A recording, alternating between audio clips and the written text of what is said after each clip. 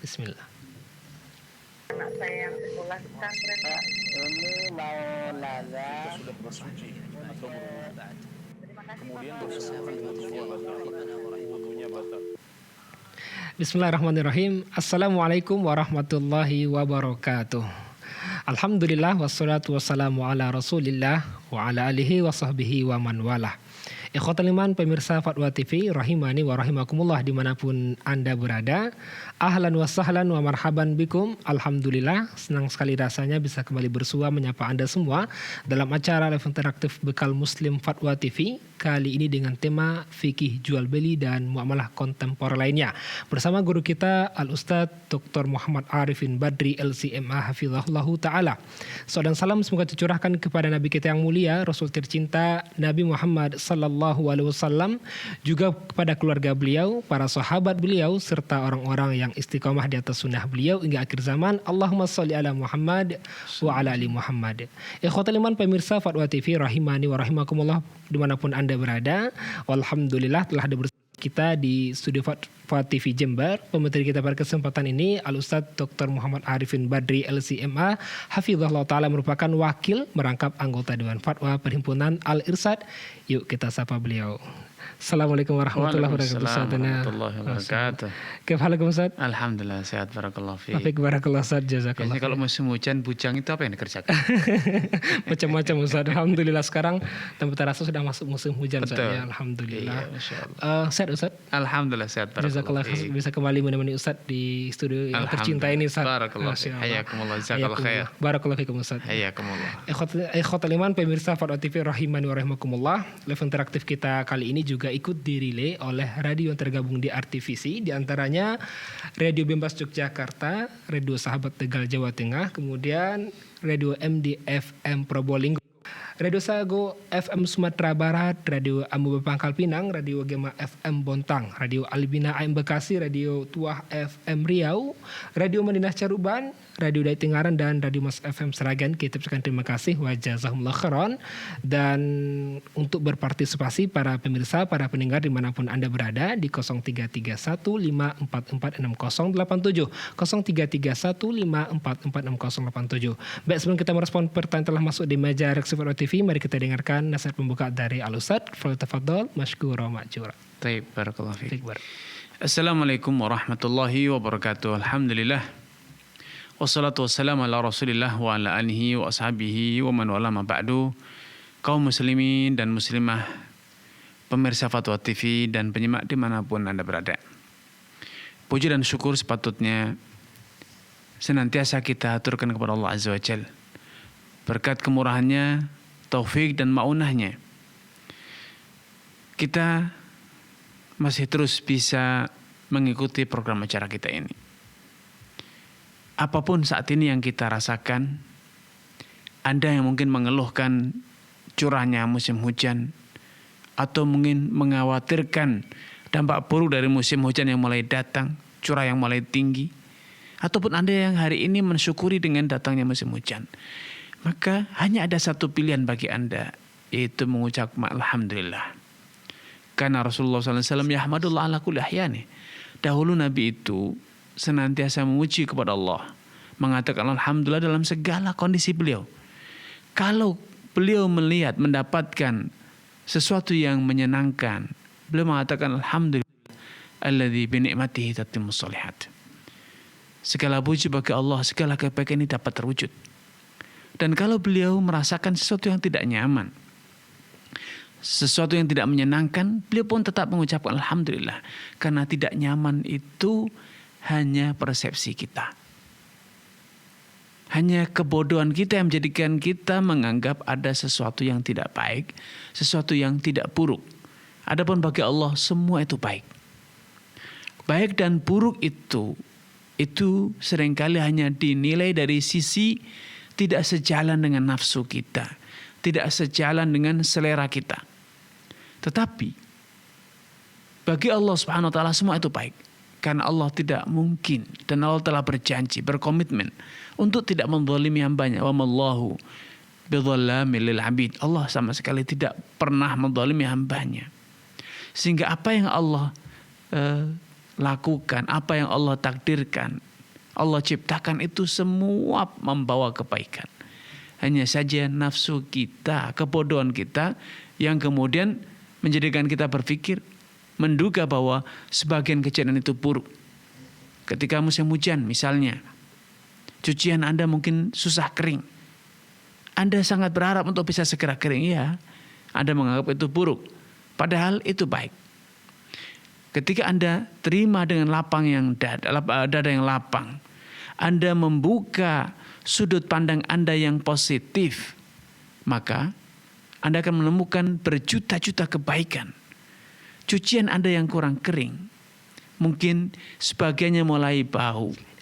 Dari sisi negatif itu akan kelihatan buruk, menyakitkan, menyusahkan Anda. Tapi dari sisi yang lain, itu akan membawa kebaikan. Kenapa? Karena ketika musim hujan tiba, musim hujan datang, pakaian tidak cepat kering, tidak cepat kotor. Pakaian Anda kenakan tidak cepat kotor, tidak cepat bau. Anda tidak berkeringat. Anak dan suami Anda tidak berkeringat. Sehingga frekuensi berganti baju pun berkurang. Bisa jadi kemarin sehari berganti 2 kali. Sekarang cukup sehari sekali. Kenapa? Karena pakaian yang dipakai dari pagi sampai sore belum juga bau. Karena Anda tidak berkeringat. Dan masih banyak lagi sisi positif yang bisa Anda petik. Kalau Anda mampu menemukannya, mengeksplorasinya, Anda akan mensyukuri. Belum lagi dengan musim hujan tiba, suami, istri, anak lebih sering berada di rumah, sering berkumpul, ada kehangatan, ada keharmonisan, ada acara ngopi bersama, ngeteh bersama, ada bercengkrama dengan anak dan istri. Ini mungkin sulit ketika Anda dapatkan atau di musim kemarau untuk Anda dapatkan. Dan masih banyak lagi, ya. Berusahalah fokus mencari sisi baik dari setiap kondisi yang terjadi.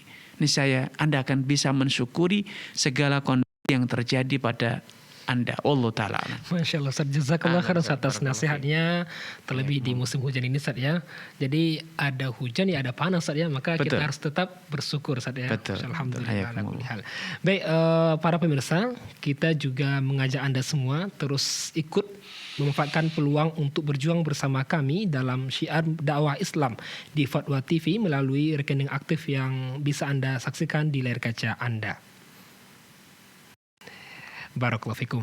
Baik, ikhwatul iman, para pemirsa, para pendengar, sudah ada penelpon telah terhubung. Ustaz, kita coba sapa. Baik. Hamba Allah di Lampung, silakan. Assalamualaikum Fatwa TV. Oh ya, halo. Assalamualaikum Ustaz. Waalaikumsalam warahmatullahi wabarakatuh. Silakan Ibu. Ustaz menanyakan status saya sebagai istri dalam agama gitu. Karena kebetulan saya baru karena kemarin nggak tahu kan tentang perceraian dan ini. Jadi waktu itu 2010 saya mengajukan cerai ke pengadilan agama karena suami KDRT. Nah, kan kebetulan bulan April Mei itu saya pemberkasan PNS untuk di luar provinsi gitu. Nah, dari situ sebelum sekitaran bulan akhir April atau awal Mei, dan sebelum ke pengadilan itu kami itu memang kesepakatan rujuk Ustadz gitu. Nah, waktu itu karena saya sibuk pemberkasan, dan waktu itu jadi si suami ini yaudah ntar saya urus aja ke pengadilan yang rujuknya itu. Saya pikir kan benar gitu kan. Ternyata 6 bulan kemudian saya dapat telepon dari pengadilan agama kalau akte cerainya sudah diambil dan untuk menikah lagi gitu. Nah, jadi saya pikir karena saya sudah dapat akte cerai secara negara, saya kan sudah bercerai. Nah, dan secara agama gimana ya Ustadz gitu? Baik Ibu. Baik, cukup Ibu. Sudah cukup Ibu? Ya Ustadz. Baik. Barakallahu fiik wa tabakumullah kepada hamba Allah di Lampung, ya. Semoga Allah SWT menambahkan taufik kepada Anda, keluarga, dan juga seluruh kaum muslimin, pemirsa dan penyimak dimanapun Anda berada. Ada 2 hukum yang berbeda, proses yang berbeda pula, dan konsekuensi yang berbeda pula. Saya mulai dari hukum positif, hukum tata kenegaraan. Ketika seorang telah mendapatkan dokumen pernikahan ataupun perceraian, maka secara administrasi kenegaraan dia tidak lagi berstatus sebagai suami dan istri. Namun bisa jadi di balik status tersebut, kalau ditinjau dari sisi hukum agama, bisa jadi mereka masih beristri atau bisa jadi betul-betul tidak telah beristri sesuai dengan kondisi yang terjadi. Karena proses peradilan atau proses hukum verbal, hukum formil di negara kita sudah terbit, maka Anda dalam secara administrasi negara tidak lagi bersuami. Tetapi bisa jadi karena di saat tersebut Anda telah bersepakat dengan suami dan suami telah menyatakan rujuk, maka secara status hukum Anda adalah istri beliau. Hubungan perceraian Anda telah kembali dan Anda kembali berstatus sebagai istri. Namun karena saya tidak tahu kronologi dan historinya seperti apa, apalagi ini melibatkan dua belah pihak, maka ini perlu diselesaikan secara kekeluargaan. Dipastikan secara hukum agama, silakan Anda konsultasi dengan ahli agama setempat atau KUA setempat yang mereka juga memahami hukum agama secara baik. Sehingga Anda akan mendapatkan kepastian tentang status diri Anda secara tinjauan agama. Allah Ta'ala. Ustaz, barakallahu fikum Ustaz, wa jazakumullah khairan atas jawaban dan penjelasannya. Demikian yang bertanya, semoga bisa dipahami. Berikutnya kita coba bacakan dari meja redaksi Fatwa TV dari saudara Putra Wijaya di Kota Malang, Ustaz, Jawa Timur. Ustaz, assalamualaikum, apa hukum dompet virtual yang diisi sesaat akan berbelanja? Baik. Barakallahu fiik wa athabakumullah. Semoga Allah SWT menambahkan taufik kepada Anda, keluarga dan juga seluruh pemirsa dan penyimak dimanapun Anda berada. Permasalahan itu bukan pada dompet virtual Anda isi kapan. Sebelum, setelah berbelanja atau sesaat sebelum berbelanja, itu tidak ada masalah. Karena itu hanya sekedar tabungan atau dalam bahasa syar'inya itu adalah sekedar piutang Anda. Yang menjadi masalah itu adalah tatkala Anda mendapatkan diskon ketika membeli dengan menggunakan dompet virtual. Karena walaupun Anda hanya mengisi saldo menjelang transaksi, maka status dana yang Anda top up itu adalah piutang. Sehingga ketika Anda mendapatkan potongan harga, maka potongan harga ini adalah keuntungan yang Anda dapat dari piutang. Piutang itu sudah berumur puluhan tahun atau berumur 1 detik saja, statusnya adalah piutang. Karena Anda tidak berbelanja di dompet virtual, Anda belanja dari para supplier. Ya, ketika kemudian Anda membeli dan diberi potongan harga oleh dompet virtual Anda, ketahuilah yang memberi diskon itu bukan supplier. Yang memberi diskon itu adalah dompet virtual tempat Anda menyimpan dana, atau dalam bahasa yang formalnya, dalam bahasa syar'inya, Anda mengutangkan dana, menyimpan dana tersebut, ya. Sehingga keuntungan ini, potongan harga, bebas ongkos kirim, promosi dan lainnya, semua itu adalah keuntungan dari piutang dan itu adalah riba. Wallahu ta'ala a'lam. Ustaz, barakallahu fikum Ustaz, wa jazakumullah khairan atas jawaban dan penjelasannya. Demikian yang bertanya, semoga bisa dipahami. Para pemirsa, para pendengar dimanapun Anda berada, kembali kami mengajak Anda semua untuk bertanya langsung di 0331544687. Baik Ustaz, berikutnya kita bacakan dari Abu Ubaidillah di Jawa Barat, Ustaz. Assalamualaikum warahmatullahi wabarakatuh. Ustaz, izin bertanya, bagaimana hukumnya bekerja sebagai konsultan di teknologi informasi di sebuah perusahaan konsultan yang mengerjakan proyek-proyek dari klien? Misalnya proyek yang dikerjakan adalah mengintegrasikan sistem informasi klien untuk meningkatkan performa dan penjualan produk-produk klien. Klien ini merupakan perusahaan telekomunikasi di mana produk yang dijual berupa paket telepon, internet, musik, dan lain-lain. Baik. Barakallahu fiik wa athabakumullah. Semoga Allah SWT menambahkan taufik, hidayah kepada Anda, keluarga dan juga seluruh pemirsa dan penyimak dimanapun Anda berada. Bekerja di perusahaan IT itu secara prinsip halal, tidak masalah. Ya. Kemudian ketika Anda mendapatkan, atau perusahaan Anda lebih tepatnya mendapatkan job, pekerjaan dari perusahaan lain, perusahaan telekomunikasi lainnya, maka itu adalah job yang halal pula. Masalah apa yang dia jual, di sana ada jual beli film, musik, maka itu tanggung jawab perusahaan telekomunikasi tersebut. Ya, karena memang objek utama dari perusahaan itu bergerak di bidang halal, yaitu telekomunikasi. Dan Anda bekerja untuk perusahaan Anda yang supporting, ya, perusahaan supporting dalam hal teknologi, informatika, dan itu semuanya halal, maka insya Allah tidak masalah. Masalah ada musiknya itu sekali lagi tanggung jawab perusahaan lain, bukan perusahaan Anda. Wallahu ta'ala alam. Ustaz, syukran jazakumullah khairan wa barakallahu fikum atas jawaban dan penjelasannya. Demikian yang bertanya, semoga bisa dipahami. Berikutnya kita bacakan dari Bapak Anggi Ridwan di Jawa Barat, Kota Bandung. Ustaz, izin bertanya. Jika seorang reseller saya mau buka reseller lagi dan diskonnya saya beri lebih rendah daripada harga yang beli ke distributor, apakah boleh, Ustaz? Saya mempunyai usaha jual produk yang barangnya dibeli dari distributor langsung. Untuk menjadi reseller, waktu itu saya harus bayar biaya pendaftaran reseller dulu kepada distributor. Lalu dapat diskon sekian persen dengan minimum pembelian dari distributor tersebut. Saya berencana ingin memudahkan teman-teman yang mau jadi reseller juga supaya bisa jualin produknya juga tanpa biaya pendaftaran, Ustaz. Baik. Barakallahu fiik wa taqabbalallah kepada saudara Anggi. Semoga Allah Subhanahu wa taala menampakkan taufik kepada Anda, keluarga, dan juga seluruh pemirsa dimanapun Anda berada. Kalau memang produk itu milik Anda, sudah Anda beli dari reseller, dari distributor atau dari produsen, dan Anda mendapatkan diskon 40% misalnya. Kemudian Anda bekerja sama dengan orang lain menjualkan produk itu dan Anda beri diskon 30% atau mungkin lebih kecil dari itu, maka insya Allah tidak masalah.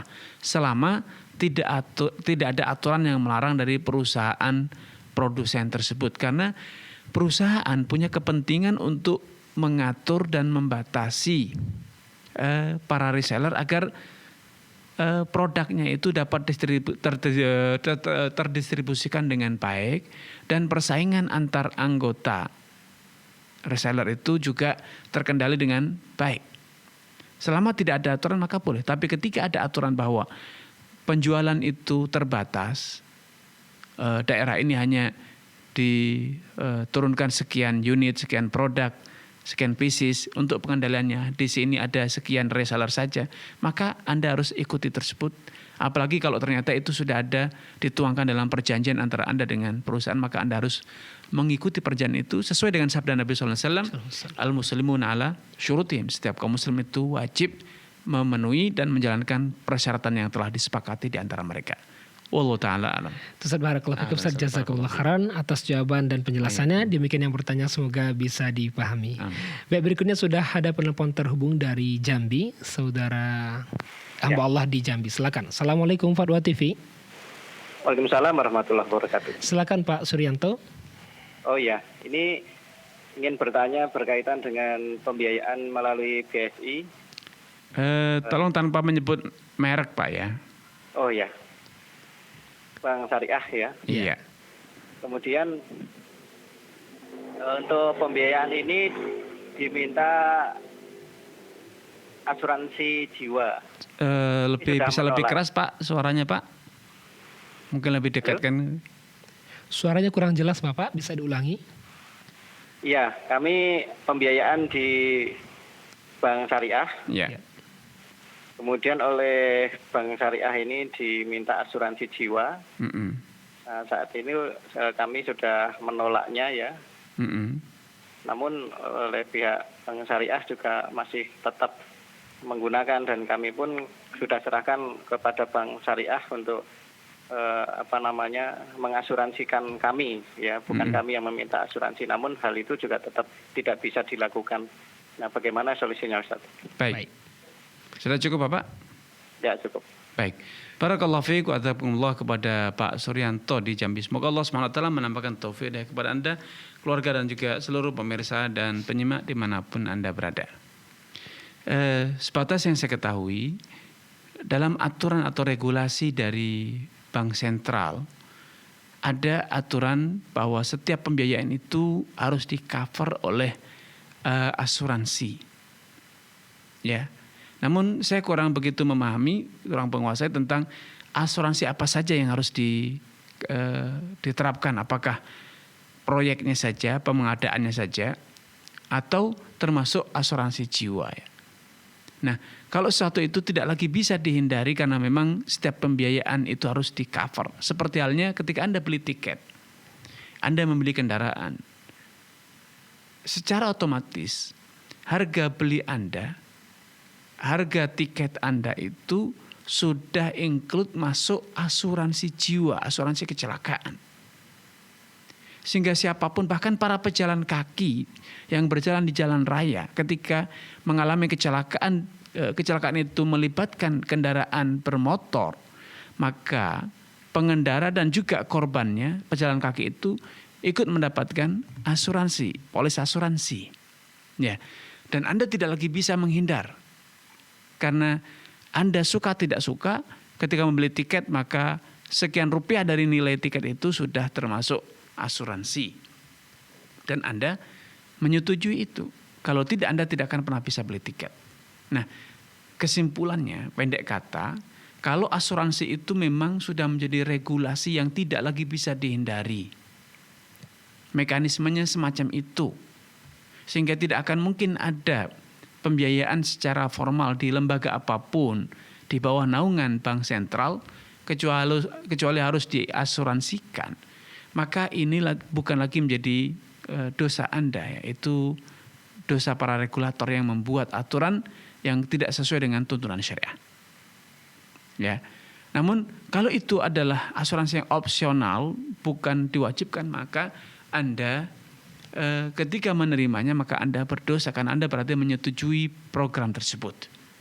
Tetapi saya punya saran yang menurut saya lebih bagus ya, dibanding Anda menggunakan skema pembiayaan yang mengandung unsur asuransi atau mungkin juga akadnya mungkin masih perlu diverifikasi lebih lanjut tentang kesyariahannya. Anda lebih baik merencanakan ulang tentang pembiayaan yang ingin Anda lakukan tersebut. Anda menabung atau Anda untuk sementara menjual aset yang Anda miliki, atau Anda menyewakan aset yang Anda miliki dalam tempo waktu tertentu, seperti Anda punya tanah, punya kebun, Anda sewakan dalam waktu misalnya 5 tahun, 7 tahun, sehingga Anda mendapatkan dana tunai, dan kemudian dengan dana tersebut Anda memenuhi kebutuhan Anda. Sehingga Anda tidak perlu lagi berhutang, yang itu mungkin masih ada potensi nanti akadnya perlu diverifikasi. Belum lagi nanti ada asuransi pun ternyata ganda, ada asuransi jiwa, ada asuransi akadnya dan lain sebagainya. Karenanya saya lebih menyarankan Anda untuk merencanakan ulang tentang pembiayaan yang ingin Anda lakukan tersebut. Wallahu taala a'lam. Ustaz barakallahu fikum wa jazakumullah khairan atas jawaban dan penjelasannya. Demikian yang bertanya, semoga bisa dipahami.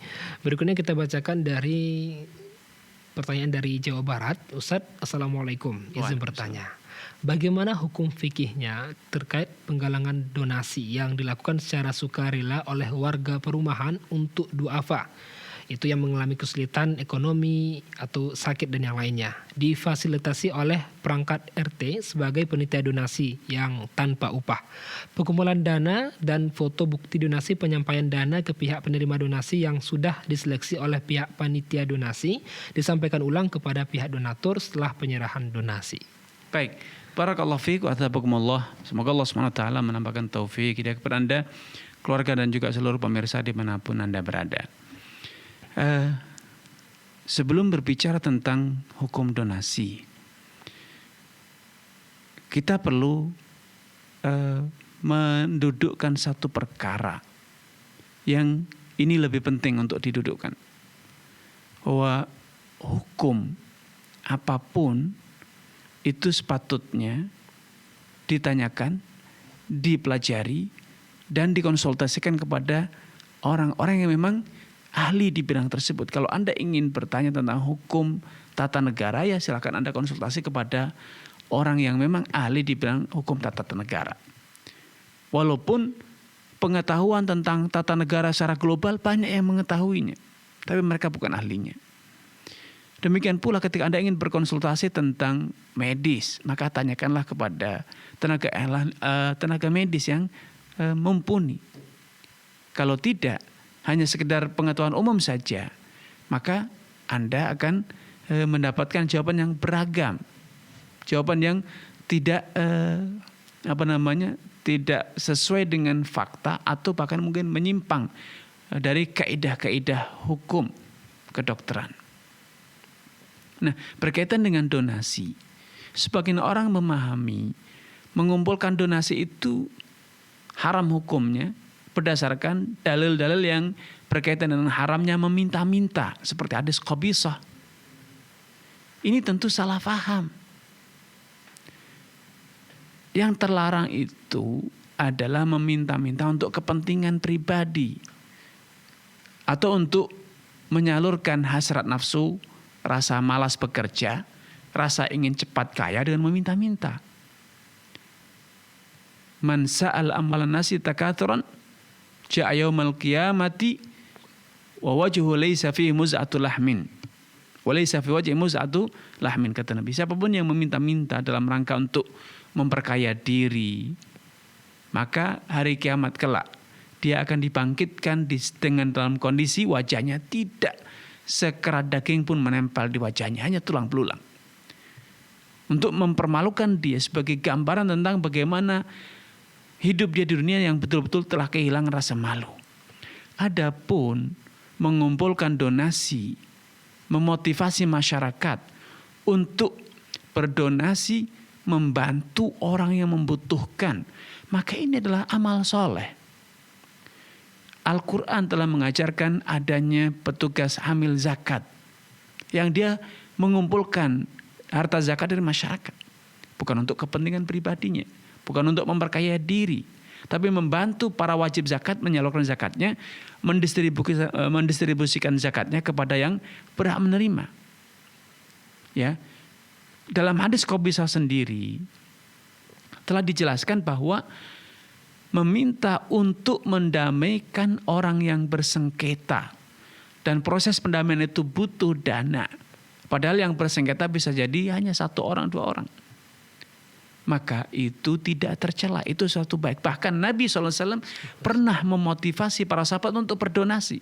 Ketika datang kepada beliau utusan dari kabilah Mudhar, yang mereka itu datang dalam kondisi mukanya payau, pakaiannya compang-camping dan kusut. Mereka menenteng pedang. Tidak ada busur, tidak ada aksesoris peralatan yang menggambarkan mereka itu orang yang mampu. Nabi SAW sekarang memahami bahwa kabilah tersebut dalam kondisi paceklik, dalam kondisi miskin. Maka Nabi SAW memotivasi para sahabat naik ke atas mimbar dan menyampaikan khutbah untuk memotivasi para sahabat bersedekah, berdonasi. Sehingga akhirnya Nabi melihat para sahabat berbondong-bondong, berlomba-lomba berdonasi. Dan itu tidak masalah. Nabi juga memotivasi para sahabat waktu itu pada awal hijrah untuk membebaskan sumur atau ladang rumah yang di tengahnya terdapat sumur sebagai sumber air minum bagi para penduduk ahli Madinah. Man yashtari bi'ra rumah faj'al dalwahu fiha kadila'il muslimin lahu bimithliha fil jannah. Siapapun yang bisa membeli ladang rumah dan kemudian dia mewakafkannya sehingga hak dia dari sumber air di ladang tersebut sama dengan hak seluruh kaum muslimin, maka Allah akan beri dia ladang serupa di dalam surga kelak. Subhanallah. Ini adalah motivasi menggalang donasi. Dan masih banyak lagi kasus-kasus Nabi SAW menggalang donasi untuk kemaslahatan umum. Nah, apa yang ditanyakan tadi itu berkaitan dengan kemaslahatan umum. Masyarakat yang tidak mampu, lapisan masyarakat yang membutuhkan, termarginalkan. Kalau para RT, takmir masjid, tokoh masyarakat tidak lagi peduli dengan derita mereka, dengan dalih saya juga belum mampu membantu, namun juga tidak mau memotivasi, tidak mau memfasilitasi orang lain yang mampu untuk berdonasi. Karena seringkali orang yang mampu itu tidak tahu informasi tentang orang-orang yang sedang kesusahan tersebut. Kenapa? Kesibukan mereka berdagang, kesibukan mereka di kantornya, interaksi mereka terbatas. Maka siapa lagi akan membantu? Siapa yang akan menyampaikan informasi saudara-saudara kita yang membutuhkan tersebut? Maka Ini adalah suatu amal soleh, ini adalah bagian dari ta'awun 'alal birri wa taqwa yang seharusnya kita bahu-membahu dalam mewujudkannya sehingga masyarakat kita menjadi masyarakat yang bersatu padu bagaikan satu tubuh yang saling berempati. Wallahu ta'ala alam. Masya Allah, barakallahu fikum Ustaz, jazakumullah khairan atas jawaban, penjelasan dan nasihatnya Ustaz. Semoga bermanfaat dan bisa kita pahami bersama para pemirsa, para pendengar dimanapun Anda berada. Baik, sudah ada penelpon yang terhubung Ustaz dari Sumbawa, hamba Allah, kita coba sapa. Assalamualaikum Fatwa TV. Waalaikumsalam warahmatullahi wabarakatuh. Silakan Umu. Ya, assalamualaikum Pak Ustadz. Waalaikumsalam warahmatullahi wabarakatuh. Silakan. Ya, begini Pak Ustadz. Apakah jatuh talak 3 apabila ada seorang suami yang mengatakan kepada istrinya, sekarang kamu saya talak 3, tapi itu baru talak yang pertama Pak Ustadz. Baik Ibu. Kemudian yang kedua Pak Ustadz, Ya. apakah boleh seorang tua itu menghibah kepada anaknya tapi lebih banyak kepada anak yang mempunyai keterbatasan karena anak ini tidak bisa mencari nafkah sendiri, begitu Pak Ustadz. Baik Ibu. Demikian pertanyaan kami Pak Ustadz. Barakallahu fiik wa jazakallahu khairan. Assalamualaikum warahmatullahi wabarakatuh. Waalaikumsalam warahmatullahi wabarakatuh. Barakallahu fiik wa athabakumullah. Para ahli fikih telah berbeda pendapat perihal talak 3 dalam satu majelis, dalam satu ucapan, apakah jatuh talak 3 atau hanya 1. Pendapat yang paling kuat dalam ini menurut saya, wallahu ta'ala alam, dikembalikan kepada niat suami. Karena kadangkala menyebut angka itu substansinya, tujuannya adalah untuk memberikan penekanan bahwa dia betul-betul sungguh-sungguh menjatuhkan cerai tanpa ada keraguan. Bukan berarti dia ingin menjatuhkannya sebanyak tersebut. Itu hanya penekanan. Ini satu kondisi. Sehingga saya ceraikan kamu 1000 maksudnya betul-betul ya. Bukan menceraikan sebanyak 1000 kali. Ini adalah satu metode untuk menekankan arti sehingga tidak lagi ada ruang untuk meragukannya. Ya.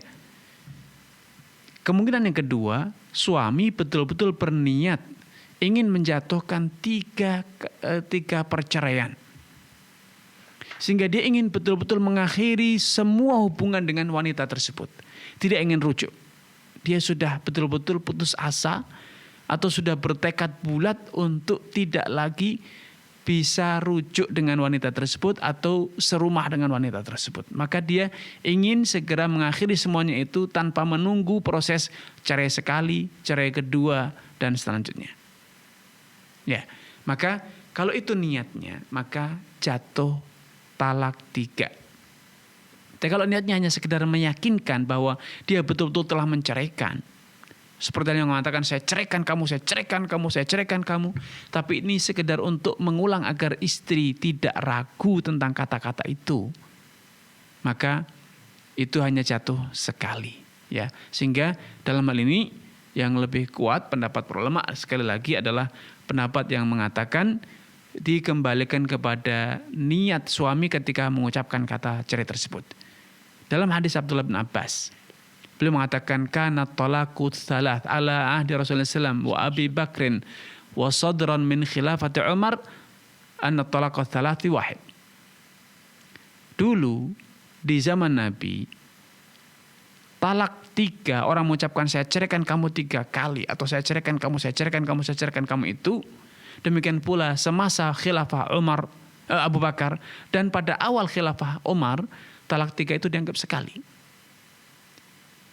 Namun di zaman Umar radhiyallahu ta'ala anhu, Khalifah Umar, beliau mengatakan laqad tasahala an-nasu fi amrin qad kana laqad ista'jala an-nasu fi amrin qad kana lahum fi anah.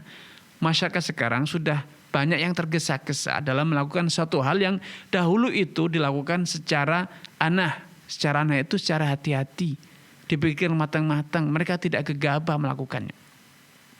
Falau amdainahum fa amdahu alaihim thalathan. Maka beliau mengatakan karena perubahan kondisi masyarakat, maka kita ikuti apa yang mereka mau. Di zaman Nabi, di zaman Abu Bakar, para sahabat itu tidak ada satupun yang tergesa-gesa ingin menceraikan 3 dan mengakhiri semua ruang untuk kembali rujuk. Tidak ada. Tapi tatkala di zaman Umar bin Khattab banyak budak yang cantik jelita dari Persia, dari Romawi yang sudah diperdagangkan di pasar-pasar, sehingga wanita Arab kali itu mulai turun harganya, ya, mulai diremehkan oleh suaminya sendiri. Kenapa? Karena suaminya dengan mudah bisa mendapatkan wanita yang cantik jelita dengan harga yang terjangkau, budak, tanpa banyak nuntut, tanpa banyak meminta, tanpa banyak punya kewajiban yang harus ditunaikan oleh suami. Cukup dia bayar, dikasih makan, dia dapat istri yang dapat wanita yang cantik jelita, luar biasa dan lain sebagainya. Maka akhirnya banyak orang yang meremehkan status istrinya, sehingga dia betul-betul ingin mengakhiri seluruh hubungan dengan wanita tersebut, tidak ingin membuka ruang sedikit pun untuk kembali. Maka ketika niatnya telah berubah, yang semula hanya sekedar untuk menekankan dan berubah menjadi betul-betul ingin menjatuhkan 3 perceraian sesuai dengan niat, maka Umar bin Khattab kemudian memberikan satu edaran. Beliau berdasarkan dalil-dalil yang ada, melihat karena substansi dan niatnya berbeda, beliau akhirnya memutuskan bahwa talak 3 jatuh 3. Bukan beliau membuat satu syariat baru, tetapi demikianlah memang faktanya. Di zaman Nabi pun, andai ada orang yang berniat menjatuhkan 3, niscaya akan dijatuhkan 3. Namun karena faktanya waktu itu, mereka itu hanya sekedar menekankan saja. Seperti dalam hadis Rukanah bin Yazid, ketika beliau menceraikan istrinya 3 kali. Talaka mar'atahu thalathan. Ketika istrinya mengadu kepada Nabi dan Rukanah dipanggil, Nabi menanyakan maksud dari ucapan menceraikan istri 3 kali itu. Dan ternyata Rukanah bin Yazid mengatakan bahwa ma'aratu illa wahidah, yang aku inginkan hanya menjatuhkan sekali saja, itu hanya sekedar penekanan. Dan dia bahkan bersumpah. Maka Nabi SAW menghitungnya sebagai satu ceraian atau satu talak. Karena sesuai dengannya. Dan ini sejalan dengan hadis Nabi SAW, innamal a'malu binniyat. Artinya setiap amalan itu pasti diiringi dengan niat, wa innamal likulli imri'in ma nawa, dan setiap orang itu hanya mendapatkan hasil dari amalannya sesuai dengan apa yang dia niatkan. Wallahu taala alam. Untuk yang kedua, bahwa seorang ayah atau orang tua yang memberi hibah pemberian kepada anaknya karena sebagian anaknya memiliki kebutuhan yang berbeda, memang masih sekolah atau memiliki cacat fisik ataupun mental, atau memiliki kelemahan dan keterbatasan, ya, sedangkan yang lainnya sudah memiliki kemandirian, maka sang ayah seringkali memberi kepada anak yang memiliki keterbatasan itu, baik keterbatasan mental, keterbatasan fisik, ataupun keterbatasan skill. Maka selama itu niatnya adalah untuk menolong, membantu, maka insya Allah tidak masalah. Sesuai dengan kebutuhan, itu bagian dari nafkah orang tua kepada sang anak. Tapi tentu hibah yang berupa aset tidak sepatutnya dilakukan oleh seorang ayah dengan pilih kasih. Ya, tapi kalau membantu karena anak yang ragil masih kecil, belum mapan ekonominya, masih sering dibantu di akhir bulan, secara periodik diberikan misalnya sembako untuk meringankan, dibayarkan uang sewanya, maka insya Allah tidak masalah, karena ini bagian dari nafkah. Orang tua punya status, punya kewajiban untuk menafkahi anaknya yang tidak mampu. Dan secara psikologi, secara sosial, orang tua akan terbebani ketika ada salah satu dari anaknya yang belum bisa mandiri. Maka dia akan tertantang untuk memfasilitasi, mendukung, membantu anaknya yang masih belum mandiri itu agar dia bisa segera mentas, kata orang, agar bisa segera mandiri sebagaimana halnya dengan saudara-saudara yang lainnya. Dan saudara-saudara yang lainnya sepatutnya bukan juga sebagai penonton saja. Seharusnya mereka ikut mensupport sang ayah agar proses yang diinginkan oleh sang ayah atau orang tua, agar anaknya yang satu ini ikut segera mandiri, itu harusnya segera bisa terwujud, dibantu. kakaknya atau saudaranya yang sudah terlebih dahulu mandiri, jangan hanya menonton, bahkan hanya menuntut. Kok dia masih sering diberi, kok dia masih sering disayangi, kok seakan orang tua pilih kasih. Bukan pilih kasih. Andai yang masih terbelakang, andai yang masih terseok-seok dalam ekonominya itu adalah Anda. Ini saya, ayah pun akan melakukan Anda seperti dia melakukan saudara Anda tersebut. Bukan karena pilih kasih, bukan. Tetapi itulah tanggung jawab dan itulah mimpi orang tua.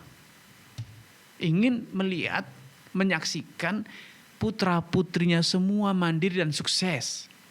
Sehingga siapapun dari mereka yang belum sukses, sang ayah, sang ibu masih merasa itu tanggung jawab mereka untuk bisa mengentaskan putranya dan putrinya sehingga mereka bisa sukses dan bisa mandiri. Karena itu saya menyarankan saudara-saudaranya yang sudah mandiri, sudah sukses, ikut segera menyegerakan mimpi orang tua tersebut. Dan percayalah, kalau saudara Anda itu sudah mandiri, orang tua Anda akan berhenti. Orang tua Anda akan menikmati kebahagiaan yang luar biasa karena itu adalah cita-cita beliau, cita-cita mereka ya. Karena itu jangan lihat dari sudut pilih kasih, lihatlah bahwa ini adalah beban dan tanggung jawab orang tua Anda yang belum terselesaikan. Wallahu ta'ala. Masya Allah, Ustaz. Barakallahu fikum, jazakallahu khairan atas jawaban dan penjelasannya. Semoga bisa bermanfaat dan mengerti oleh penanya yang ada di Sumbawa. Barakallahu fikum. Baik kaum muslimin, para pemirsa, para pendengar dimanapun Anda berada, kembali kami mengajak Anda semua dan waktu masih ada untuk bertanya langsung di 033154460087. Baik, kita coba bacakan dari media set dari Ummu Fulanah di Sumatera Selatan, Kota Palembang. Ustaz, Assalamualaikum. Mau bertanya, bagaimana cara menghitung zakat mal? Tabungan saya sejak bulan sekitar 15 Rabiul Awal mencapai nisab misal 200 juta. Sebelumnya saldo minim. Saya rencana berzakat mal sekitar Rabiul Awal tahun ini. Seandainya saldo di tabungan mencapai nisab misal sebanyak 150 juta, sebagian sudah dipakai membuat rumah untuk dikontrakkan tapi belum selesai. Nilai rumah yang belum selesai sekitar 100 juta. Apakah perhitungan zakat mal nanti dihitung juga rumah yang belum selesai, Ustaz? Baik.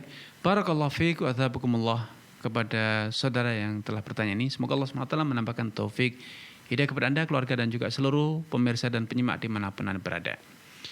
Zakat mal itu wajib ditunaikan oleh setiap muslim bila dia memenuhi dua kriteria. Yang pertama, telah memiliki harta satu nisab, yaitu senilai dengan 595 gram perak atau senilai 85 gram. Manapun nilai yang tercapai lebih dahulu, maka itulah ambang minimal nisab yang dengan tercapainya ambang minimal tersebut, Anda telah masuk kategori berkewajiban zakat. Syarat kedua, harta tersebut Anda miliki dan tidak pernah susut dari ambang minimal nisab tersebut. Nilai 595 gram perak atau senilai 85 gram emas. Manapun yang tercapai dahulu, maka itulah nilai minimal. Selama harta itu masih Anda miliki dan tidak pernah susut dari ambang minimal nisab itu dan telah berlalu 1 tahun. Sehingga bila tadi Anda tanyakan, Anda memiliki harta di bulan Rabiul Awal, anggap saja tanggal 15 Rabiul Awal tahun lalu, maka pada tanggal 15 Rabiul Awal tahun ini Anda telah berkewajiban zakat. Masalah, proses pembangun rumah Anda belum selesai dan kalau selesai maka dana itu akan susut dari batas nisab, maka itu tidak menjadi masalah, tidak menjadi penghalang berkewajiban zakat. Selama pada tanggal 15 Rabiul Awal Anda masih memiliki uang yang melebihi batas minimal nisab, maka Anda berkewajiban membayar zakat. Allah Ta'ala. Terus barakallahu fikum wa jazakumullah khairan atas jawaban dan penjelasannya. Demikian yang bertanya, semoga bisa dipahami. Berikutnya kita bacakan pertanyaan dari Bengkulu, Sumatera. Ustaz, izin bertanya dari saudara Ade Saputra. Bolehkah saya bertanya Ustaz, apakah jika saya belanja online dengan harga barang 50.000 misalkan, biaya ongkir 25.000, lalu ada diskon ongkir 50% sehingga ongkir menjadi 12.000 saja. Apakah riba jika saya ambil diskon ongkir dari jasa pengiriman tersebut?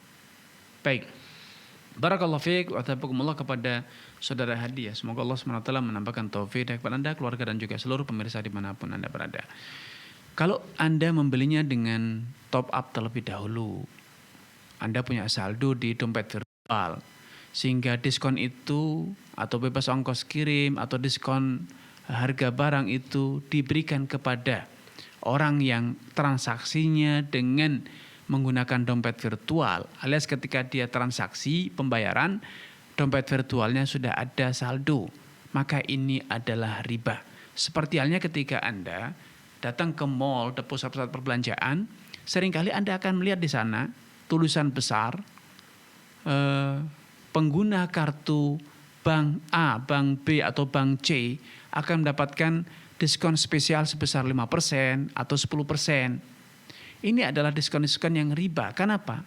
Karena diskon itu ditanggung oleh bank tempat Anda menyimpan harta, menyimpan uang Anda.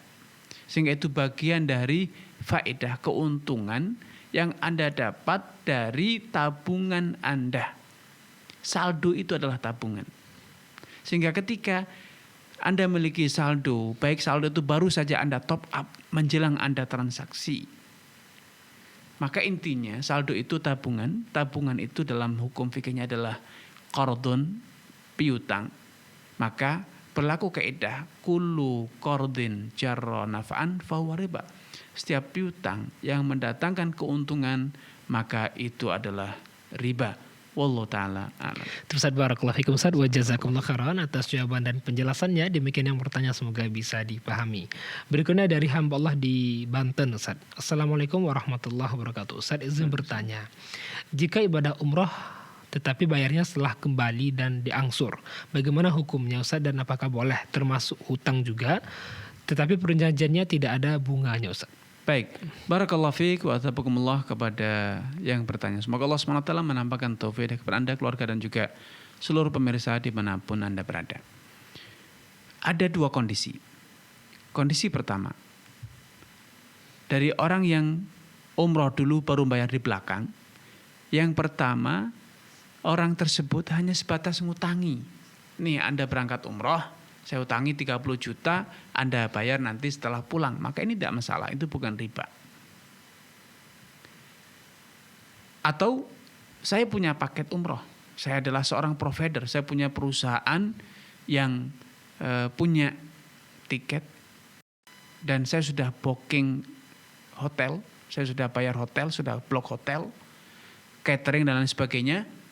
Anda kalau mau menggunakan jasa kami, Anda boleh bayar di belakang. Maka ini juga tidak masalah, seperti orang sewa rumah, sewa kendaraan, pakai dulu, kalau udah sampai di tempat baru bayar. Baik bayarnya tunai ataupun dengan cara dicicil, itu tidak masalah. Namun sekali lagi, ini hanya berlaku bagi perusahaan-perusahaan yang sudah memiliki izin operasional untuk memberangkatkan jemaah umroh ataupun haji, mendapatkan izin ya, dan dia sudah memiliki paket, dia sudah beli tiket pesawat, dia sudah beli ngeblok hotel dan lain sebagainya, sehingga dia betul-betul hanya menjual hak yang dia miliki kepada customernya. Tapi kalau dia orang yang tidak punya, bukan provider ya, bukan perusahaan yang berizin resmi, sehingga dia hanya mencari jamaah-jamaah dulu, nanti dia bayarkan kepada provider kalau sejumlah jamaah yang bisa dia kumpulkan. Kemudian ketika jamaah sudah berangkat, ya, kemudian nanti baru dia bayar hutang, dan hutangnya tentu di markup ya, ada margin. Maka ini riba, karena sejatinya pihak yang pengumpul jamaah atau broker atau apapun namanya ini, sejatinya dia hanya ngutangi sejumlah biaya yang dibutuhkan untuk daftar umroh, dan kemudian bayar cicilannya setelah pulang dari umroh dengan pembayaran yang selisih. Tentu ada bunganya, ada keuntungannya. Apalagi kalau ternyata itu adalah yang melakukan adalah pihak ketiga yang nyata-nyata badan usaha ataupun leasing atau lembaga keuangan ribawi, naudzubillah ya. Allah taala. Ustaz, barakallahu fikum Ustaz. Nah, apakah ada syarat untuk yang mau cicilan umroh ini Ustaz harus mampu gitu Ustaz? Ya. Logikanya orang bertransaksi, orang membeli itu mampu. Mampu. Kalau orang sudah berwarisnya tidak mampu dia membeli, itu sama saja memang punya niat jahat. Niat jahat. Rasulullah SAW bersabda, man akhadha amwalan nasuridu adallahu anhu. Siapapun yang mengambil harta orang, berhutang harta orang, dan dia betul-betul punya etikat sungguh-sungguh untuk mengembalikan, dan itu dilihat dari kemampuan dia, maka Allah akan bantu dia. Tapi orang yang dia sudah dari awal sadar bahwa dia tidak akan mampu bayar, namun tetap nekat hutang, maka itu sama saja orang yang ingin merusak harta orang lain. Maka Allah murka, dan Allah akan balas dengan perbuatan yang serupa. Allah akan rusak dirinya, Allah akan hancurkan dirinya. Allah. Barakallahu fikum Ustaz, jazakallahu khairan. Semoga Allah kurniakan kita umrah Ustaz ya. Amin. Barakallahu fikum Ustaz, jazakallahu khairan. Demikian yang bertanya, semoga bisa dipahami. Berikutnya sudah terhubung penelpon dari Bekasi, Bu Titin, silakan. Assalamualaikum Fatwa TV. Waalaikumsalam warahmatullahi wabarakatuh. Silakan Ibu. Ya, silakan Ibu. Mohon penjelasannya. Saya ini 10 keluarga, Pak Ustaz, ditanya sama adik-adik saya nomor 2. Bapak saya sudah meninggal setahun yang lalu ya Pak Ustadz ya. Kemudian sebelum meninggal itu sudah dibagi. Kalau hibah jelas hibah masalah tanah pekarangan sudah hampir semua sama 300 meter. Yang mau saya tanyakan, bapak saya itu memang bicara dengan saya, cuman saya karena memang belum paham. 2004 itu Pak Ustadz memberikan tanah sawah kepada kakak saya hampir 3.000 meter Pak Ustadz. Kemudian adik-adik sekarang setelah bapak saya meninggal kan memang udah setahun tapi belum diselesaikan Pak Ustadz. Apakah kakak saya ini tetap karena sudah dapat kemudian pembagian yang masih ada itu kakak saya masih punya hak apa enggak Pak Ustadz? Baik, sudah Ibu? Iya. Syukur Pak Ustaz, jazakallahu khair. Amin. Assalamualaikum warahmatullahi wabarakatuh. Baik, barakallahu fiikum, ataqakumullah kepada Ibu Titin ya. Semoga Allah SWT menambahkan taufik hidayah kepada Ibu, keluarga, dan juga seluruh pemirsa dimanapun Anda berada. Orang tua yang memberi hibah, namun hibah itu tidak adil. Pilih kasih. Hanya sebagian anaknya yang diberi, yang lainnya tidak. Maka ini menurut pendapat ulama yang lebih kuat, Allah Ta'ala, hibahnya itu batal demi hukum. Suatu hari Bashir radhiyallahu ta'ala anhu memberi hibah sebidang tanah, 1 ladang kepada putranya Nu'man. Ketika Nabi SAW diminta untuk bersaksi atas hibah ini, Nabi terlebih dahulu memverifikasi, memastikan apakah ini adil atau tidak adil. Aqulu waladika nahal tahu mithl hada. Wahai Bashir, apakah seluruh anakmu engkau beri hadiah, yang engkau beri hibah seperti ini? Beliau mengatakan tidak. Yang aku beri hanya Nu'man saja. Maka Nabi mengatakan, asyhid ala hadza ghairi fa inilah asyhadu ala jaur. Wahai Nu'man, wahai Bashir, silakan kau cari saksi lain selain aku, karena aku tidak sudi menjadi saksi dalam perbuatan zalim, perbuatan semena-mena, perbuatan tidak adil. Kemudian Nabi memberikan penjelasan lebih lanjut. Ala tuhibbu an yakunu laka fil birri sawa. I'dil baina auladik. Wahai Bashir, bukankah engkau ingin seluruh anakmu itu sama rata dalam berbuat adil, dalam berbuat kebajikan kepada kamu? Tidakkah engkau ingin seluruh anakmu itu berbakti kepadamu? Kalau engkau ingin seluruh anakmu itu berbakti kepadamu, maka berbuatlah adil kepada mereka. Berdasarkan dalil ini, Imam Ahmad bin Hanbal dan yang lainnya berpendapat bahwa hibah kepada anak yang tidak adil, tidak sama pilih kasih itu batal demi hukum, tidak sah. Maka saya sarankan kepada Ibu Titin untuk dimusyawarahkan secara kekeluargaan tentang hibah tersebut. Adapun warisan yang ada, maka seluruh ahli waris berhak menerima. Dari anak yang paling tua sampai anak yang paling kecil, semua berhak menerima sesuai dengan porsi bagian waris yang seharusnya dia terima. Kalau ke 10 anak itu semuanya perempuan, ya dibagi rata. Kalau dari ke 10 itu ada anak laki-laki, maka anak laki-laki mendapat 2 bagian dibanding anak perempuan. Kalau anaknya 10, yang laki-lakinya 2, maka harta warisan dibagi menjadi 14 bagian. Masing-masing anak laki-laki mengambil 2 bagian, menjadi 12 bagian. Masing-masing anak laki-laki mengambil 2 bagian dan anak perempuan masing-masing mengambil 1 bagian. Wallahu ta'ala a'lam. Ustaz, barakallahu fikum, Ustaz, jazakumullah khairan atas jawaban penjelasannya. Demikian yang bertanya semoga bisa dipahami dan merupakan pertanyaan penutup pada perjumpaan kali ini, Ustaz. Jazakumullah khairan, barakallahu fikum atas waktu dan ilmunya, Ustaz. Semoga manfaat dan bisa kita amalkan, dan sampai berjumpa di pertemuan berikutnya insyaallah, Ustaz. Hayakumullah. Demikian para pemirsa, para pendengar yang dapat kami sajikan pada kesempatan ini. Terus saksikan live interaktif Fatwa TV setiap hari Senin hingga setiap pekannya. Dan untuk mendapatkan informasi kegiatan Dewan Fatwa Perhimpunan Al-Irsyad dan Fatwa TV, Anda dapat akses di website www.dewanfatwa.com, dan untuk Fatwa TV di www.fatwatv.id. Kemudian juga kami mengajak Anda para pemirsa sekalian untuk bisa berjuang bersama kami dalam syiar dakwah Islam di Fatwa TV melalui rekening aktif kami yang bisa Anda saksikan di layar kaca Anda. Syukron, jazakumullah khairan wa barakallahu fikum atas kebersamaan semua. Mari kita tutup dengan baca doa kafaratul majlis. Subhanakallahumma bihamdika asyhadu an la ilaha illa anta astaghfiruka wa atubu ilaik. Wassalamualaikum warahmatullahi wabarakatuh.